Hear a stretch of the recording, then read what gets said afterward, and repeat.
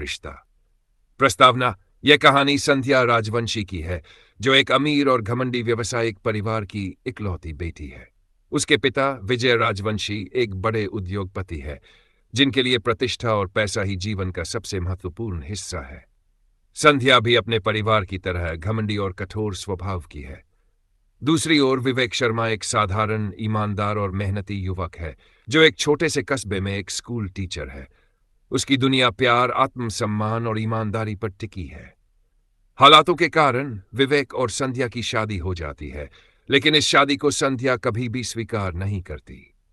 यह कहानी उनके रिश्ते की पीड़ा, संघर्ष और प्यार की खोज की दास्तान है, जहां हर अध्याय में दिल टूटने की नई कहानी छिपी है। एपिसोड 1: अधूरे वादों की शुरुआत। स्थान: मुंबई, भारत।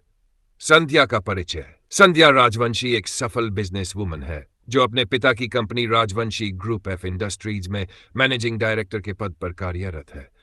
वह खूबसूरत, आत्मविश्वासी लेकिन बेहद अहंकारी है।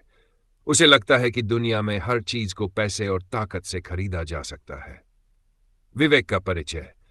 विवेक शर्मा एक साधारण, मेहनती और विनम्र युवक है, जो एक छोटे शहर में एक स्कूल टीचर है। उसकी दुनिया उसकी मां और छोटे भाई के इर्द गिर्द घूमती है।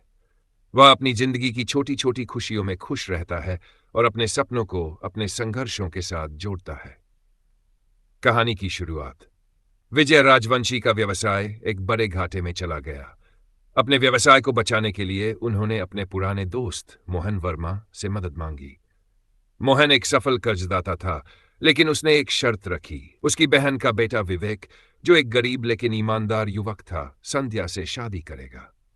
विजय और उनकी पत्नी सविता के पास कोई और विकल्प नहीं बचा।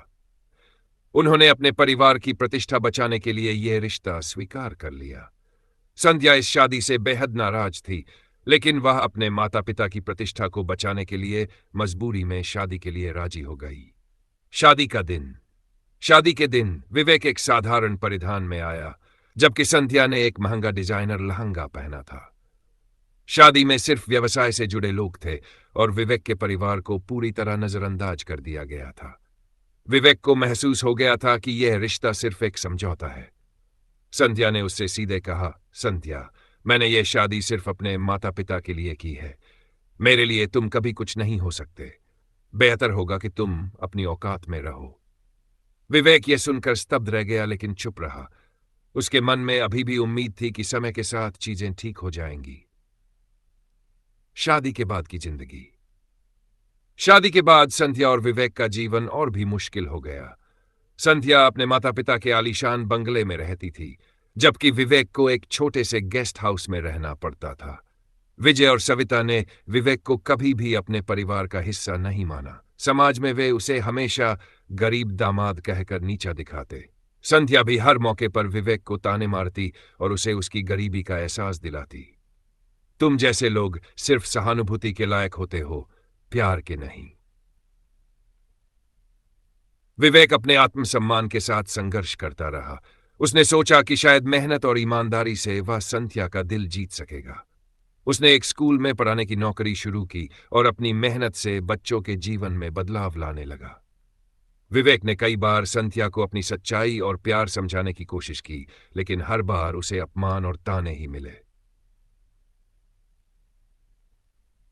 संध्या और उसके परिवार की घमंडी दुनिया में विवेक के लिए कोई जगह नहीं थी।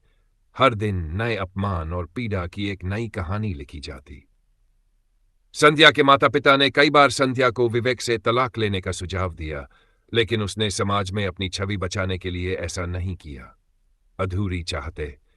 संध्या के लिए विवेक हमेशा एक बोझ बना रहा और विवेक के लिए संध्या एक अधूरी चाहत।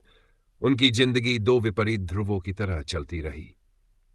क्या विवेक और संध्या की जिंदगी में कोई बदलाव आएगा? क्या संध्या का दिल कभी नरम होगा, या यह रिश्ता हमेशा अधूरा ही रहेगा?